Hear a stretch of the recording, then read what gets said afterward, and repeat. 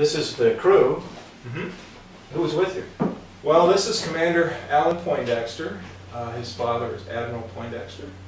This is Jim Dutton, the pilot.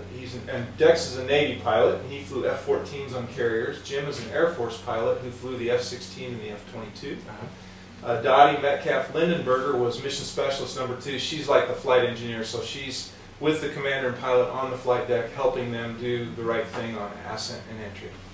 And she's a former high school teacher.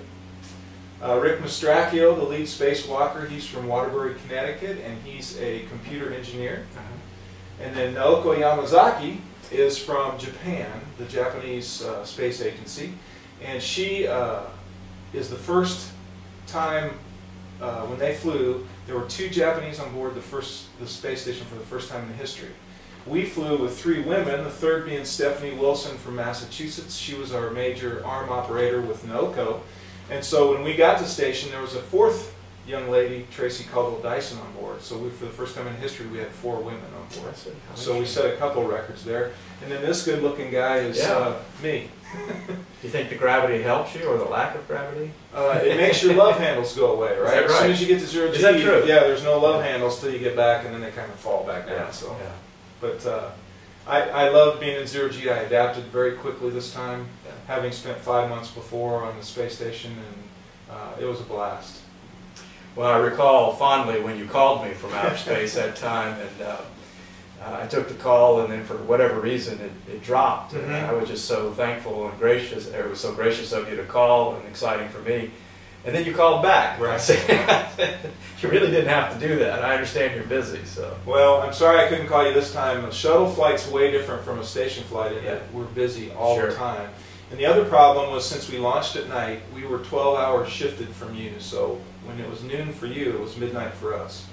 And so anytime we had the opportunity to call, everybody in the United States was sleeping. Sometimes Congress should be sleeping, but we're actually engaged in work up here, so you call anytime. And by the way, this is the cupola. We've covered we've covered all the side windows. This is the module, the new module that was added on STS-130, and it has 7 windows all the way around, and then this big window, and it's absolutely beautiful. So it's almost like looking out at the Earth through a dome. And we decided to fill the windows and have the big one open so we could get our crew photo that way. This was just an idea everyone had on the spot? Or? Well, actually, this was my idea. Yeah, that's a great shot. I thought we got to get a picture in the cupola, so we had Soichi Noguchi from the Japanese Space Agency take our picture. I see. While he was there. So there were just 2 spacewalkers? 2 on this mission, on STS-131, Rick and myself. I see. Okay, excellent. Well, let's talk a little bit about the space station. Why don't you explain what we're looking at here?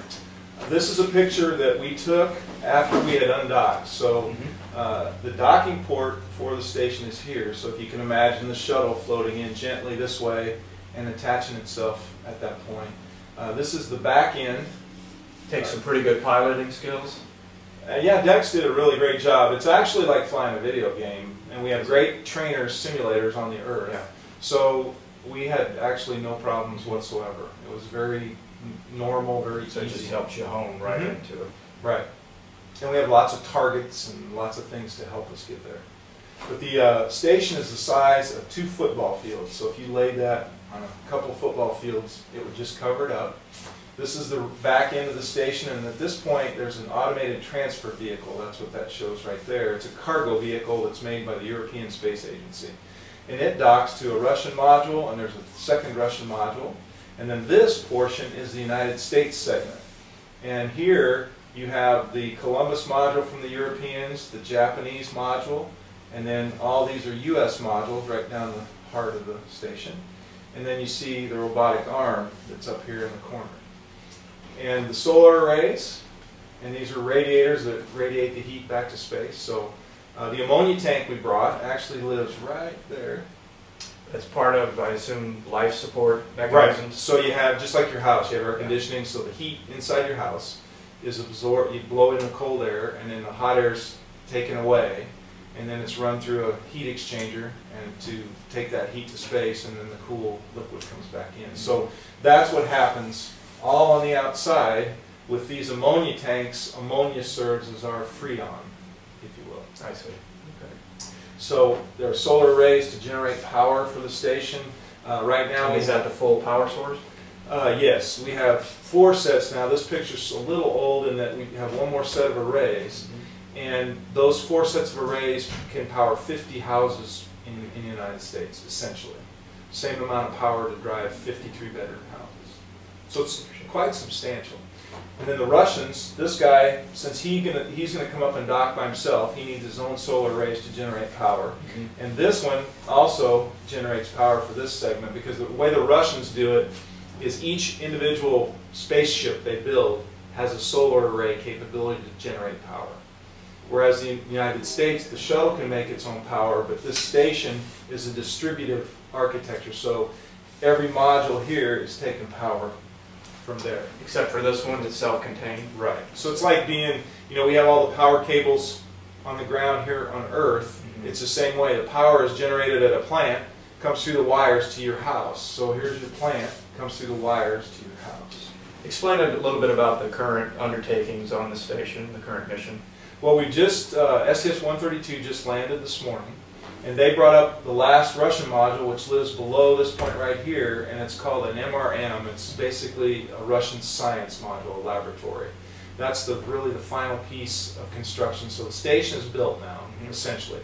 And now that it's built, now is the time for us to get after it and start doing some science and some very constructive things to learn about humans in space and how to come up with some better vaccines and things like that. So it's a very exciting time for the guys and gals that are working on the station. How far above the Earth is this? 220 miles from the station down to the water. You're over an ocean here.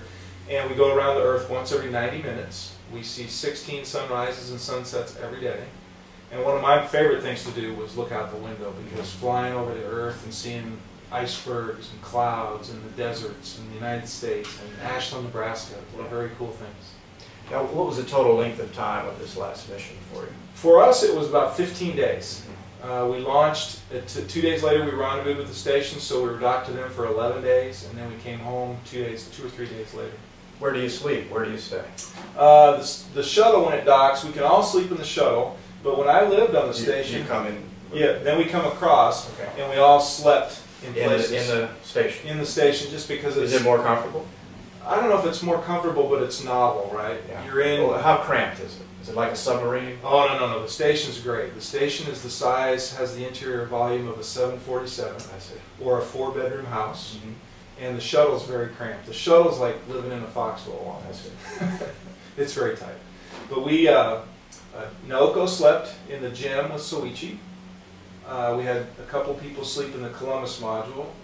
The station crew sleeps in this module, in the Node 2 they call it.